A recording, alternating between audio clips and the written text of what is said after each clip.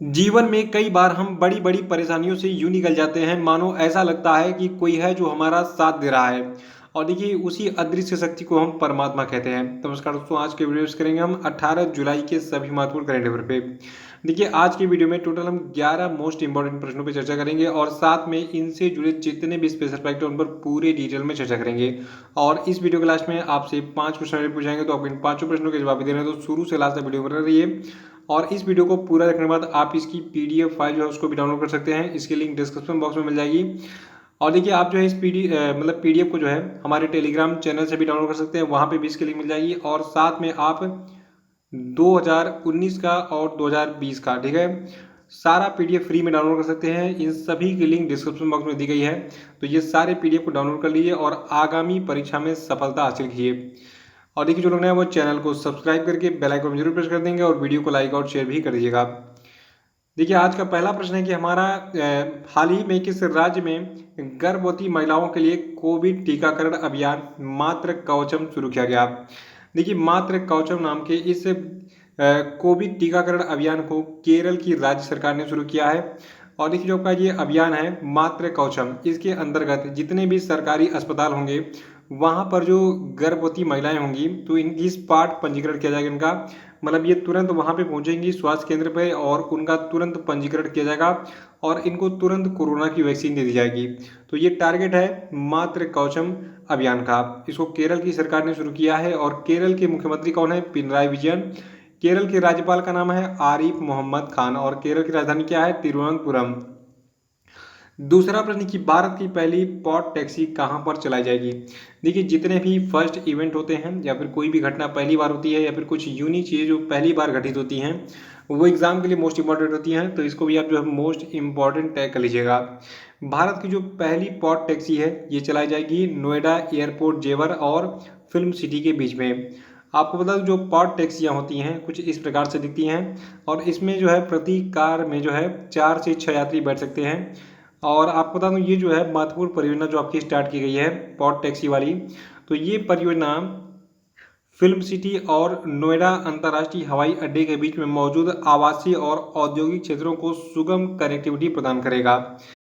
और देखिए यमुना एक्सप्रेस पे औद्योगिक विकास प्राधिकरण को सौंपी गई विस्तृत परियोजना रिपोर्ट के अनुसार जो इसकी लागत होगी ये 862 करोड़ रुपए होगी। तो काफ़ी महंगी है, लेकिन भाई देखो मॉडर्न बनाना तो पैसा खर्च करना पड़ेगा, यानी कि अच्छे कपड़े पहनने हैं तो अच्छा कीमत भी हमें चुकाना पड़ेगा उसके लिए। तीसरा प्रश्न है कि हाल ही में किस राज्य में बोनालू उत्सव मनाया गया। देखिए एक और यूनिक प्रश्न आ गया। देखिए बोनालू उत्सव जो है ये आपका तेलंगाना राज्य में मनाया जाता है। बोनालू उत्सव होता क्या है, यहाँ पे देखिए ये लोग खाना वाना बना के बिल्कुल लेके जा रही हैं। तो ये मैं आपको कोरिलेट करता हूँ इसको। देखिए जो आपका बोनालू पारंपरिक लोक उत्सव है ये हर साल तेलुगु में आषाढ़ महीने, देखिए आषाढ़ महीना मतलब हो गया जून जुलाई वाला, ठीक है, तो आषाढ़ महीने यानी कि जून या जुलाई में पड़ता है। और ये उत्सव जो है ये हैदराबाद और सिकंदराबाद के जुड़वा शहरों और तेलंगाना राज्य के कुछ अन्य हिस्सों में भी मनाया जाता है।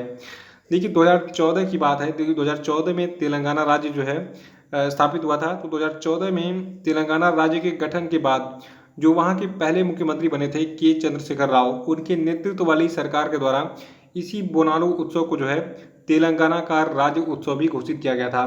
तो यहाँ पे एक प्रश्न और आपका तैयार हो गया कि तेलंगाना का राज्य उत्सव क्या है। तो तेलंगाना का राज्य उत्सव है बोनालू उत्सव। और बोनालू उत्सव क्या है? देखिए बोनालू उत्सव के दौरान जो आपका हैदराबाद और सिकंदराबाद है इसके जुड़वा शहरों में 25 मंदिरों में देवी महाकाली को पारंपरिक बोनम यानी कि भोजन से उत्पन्न, जिसका अर्थ भोजन है, तो भोजन की पेशकश की जाती है। और तेलंगाना की बात करें तो देखिए तेलंगाना की राजधानी हैदराबाद है, राज्यपाल है यहाँ के तिमिलिसई सौंदरराजन और मुख्यमंत्री हैं के चंद्रशेखर राव। चौथा प्रश्न है कि हाल ही में किस पुलित्जर पुरस्कार विजेता भारतीय फोटो पत्रकार का निधन हो गया। तो देखिए ये पुलित्जर पुरस्कार विजेता भारतीय फोटो पत्रकार थे दानिश सिद्दीकी।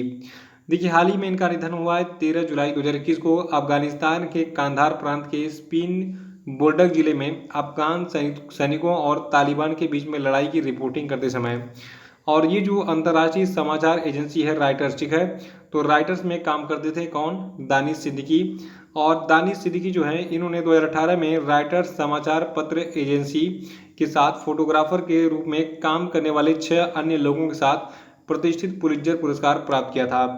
तो दानिश सिद्दीकी कौन थे? ये जो है एक भारतीय फोटो पत्रकार थे और इनका 13 जुलाई को निधन हो गया है अफगानिस्तान के कांधार प्रांत में स्पिन बोल्डक जिले में अफगान सैनिकों और तालिबान के बीच में लड़ाई की रिपोर्टिंग करते वक्त। और पांचवा प्रश्न है कि विश्व अंतर्राष्ट्रीय न्याय दिवस यानी कि world day for international justice, जिसको अंतर्राष्ट्रीय आपराधिक न्याय दिवस या फिर अंतर्राष्ट्रीय न्याय दिवस भी कहते हैं, ये किस तिथि को मनाया जाता है? तो देखिए, विश्व अंतर्राष्ट्रीय न्याय दिवस को हम 17 जुलाई को मनाते हैं। क्यों मनाते हैं? क्योंकि ये दिन जो है ये 17 जुलाई 1998 को रोम संविधि को अपनाने की वर्षगांठ का प्रतीक है, जिस संधि ने जो है अंतर्राष्ट्रीय आपराधिक न्यायालय बनाया था। और छठवां प्रश्न की हाल ही में भारत, श्रीलंका और किस देश के शीर्ष रक्षा अधिकारियों ने एक वर्चुअल त्रिपक्षीय टेबल टॉप अभ्यास TTX 2021 में भाग लिया? तो देखिए, भारत, श्रीलंका और मालदीव, ठीक है, इन तीनों देशों के शीर्ष रक्षा अधिकारियों ने अभी हाल ही में एक वर्चुअल त्रिपक्षीय टेबल टॉप अभ्यास TTX 2021 में भाग लिया। और ये जो आपका TTX 2021 अभ्यास है, ये अभ्यास समुद्री अपराधों जैसे कि नशीले पदार्थों पर अंकुश लगाने और क्षेत्र में समुद्री खोज और बचाव में सहायता पर केंद्रित था। और इस 2 दिवसीय अभ्यास TTX 2021 का उद्देश्य आपसी समझ को बढ़ाना और आम अंतर्राष्ट्रीय अपराध का मुकाबला करने के लिए सर्वोत्तम प्रथाओं की प्रक्रियाओं का आदान प्रदान करना था, जिसे मैरीटाइम वारफेयर सेंटर मुंबई के द्वारा समन्वित किया गया था। सातवां प्रश्न की हाल ही में किसने किसानों को उनकी वांछित भाषा में सही समय पर सही जानकारी देने की सुविधा के लिए किसान सारथी नाम का एक डिजिटल प्लेटफॉर्म लॉन्च किया? तो देखिए, किसान सारथी नाम के इस डिजिटल प्लेटफॉर्म को नरेंद्र सिंह तोमर ने लॉन्च किया है, जो कि भारत के केंद्रीय कृषि मंत्री हैं। ठीक है, याद रखेगा, किसानों को उनकी वांछित भाषा में, यानी किसान जिस भाषा में चाहेंगे, हिंदी, अंग्रेजी, मराठी, तो सभी भाषा में उनको जो है सही समय पर सही जानकारी मिलेगी अपने फसल के बारे में। और इसके लिए जो है ये किसान सारथी नाम का डिजिटल प्लेटफॉर्म लॉन्च किया है। और आठवां प्रश्न की जुलाई 2021 में किस राज्य ने नई इलेक्ट्रिक वाहन नीति 2021 को लॉन्च किया?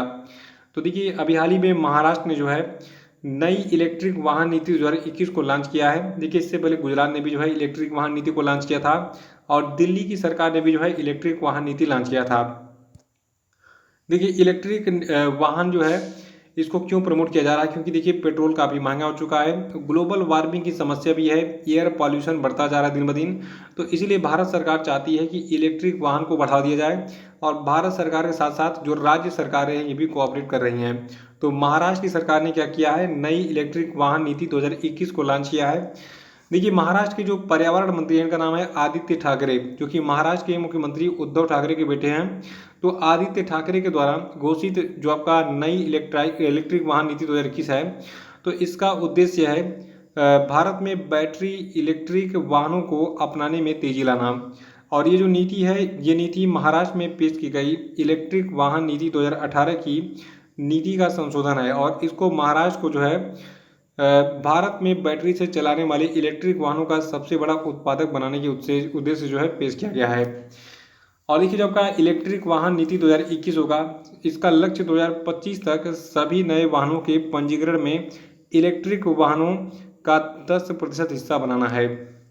यानी कि महाराष्ट्र की सरकार चाहती है कि जो महाराष्ट्र में 100% वाहन चल रहे हैं, ठीक है, तो उनमें 10% जो है 2025 तक इलेक्ट्रिक वाहन हो। नवा प्रश्न की हाल ही में किस देश ने 2025 तक अपने सौर ऊर्जा उत्पादन को चौगुना करने के लक्ष्य को पूरा करने के लिए एक दुनिया के सबसे बड़े तैरते सौर पैनल फार्मों में से एक का अनावरण किया है?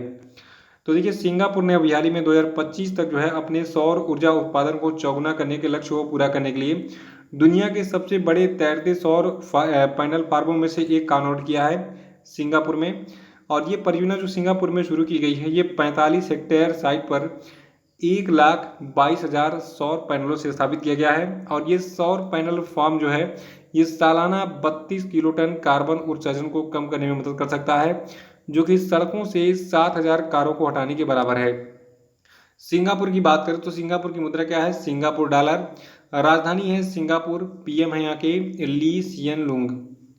और 10वां प्रश्न की अखिल भारतीय फुटबॉल महासंघ ने हाल ही में किस फुटबॉल क्लब को AFC क्लब चैंपियनशिप 2020-21 में भारत का लीडरशिप करने के लिए चुना है? तो देखिए जो आपका गोकुलम केरल फुटबॉल क्लब है यानी कि गोकुलम केरल एफसी है, तो इसको जो है अखिल भारतीय फुटबॉल महासंघ ने एएफसी महिला क्लब चैंपियनशिप 2021 20-21 में जो है भारत का लीडरशिप करने के लिए चुना है। देखिए अखिल भारतीय फुटबॉल महासंघ जो इसने एएफसी महिला क्लब चैंपियन 2020-21 में जो भारत का लीडरशिप करने के लिए चुना है किसको, गोकुलम केरल एफसी को। तो ये जो गोकुलम केरल एफसी है ठीक है, तो ये जो है 2019-20 की चैंपियन है ठीक है, यानी कि जो आपका इंडिया वुमेन्स लीग 2019-20 आयोजित किया गया था उसकी ये चैंपियन टीम है गोकुलम केरल एफसी।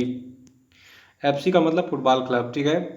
11वां प्रश्न है कि जुलाई 2021 में किस देश की नौसेना ने भारत के साथ रक्षा संबंधों को और मजबूत करते हुए भारतीय नौसेना को पहले 2 MH-60R मल्टी रोल हेलीकॉप्टर प्रदान किए। तो देखिए जुलाई 2021 में जो आपकी अमेरिका की नौसेना है इसने भारत के साथ रक्षा संबंधों को और मजबूत करते हुए भारतीय नौसेना को पहले 2 MH-60R मल्टी रोल हेलीकॉप्टर प्रदान किए हैं। और देखिए भारतीय नौसेना जो है इसने अमेरिका की लॉकहीड मार्टिन के द्वारा निर्मित 24 हेलीकॉप्टरों को अमेरिका सरकार से जो है 2.4 बिलियन अमेरिकी डॉलर की अनुमानित लागत से फॉरेन मिलिट्री सेल्स के तहत खरीदने के लिए समझौता किया था। तो इन 24 में से 2 जो है मिल चुका है, बाकी 22 की डिलीवरी होनी अभी बाकी है।